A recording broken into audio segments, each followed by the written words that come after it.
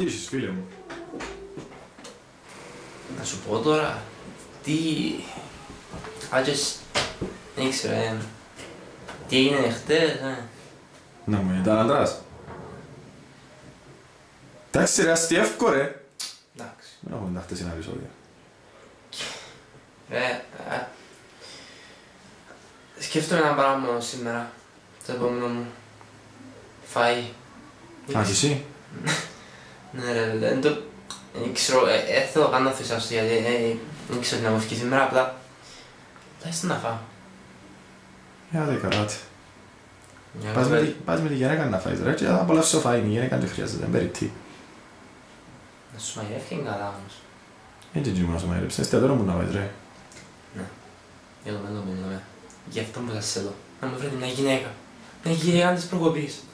Δύσκολο ρε φίλε, αλλά να προσπαθήσουμε.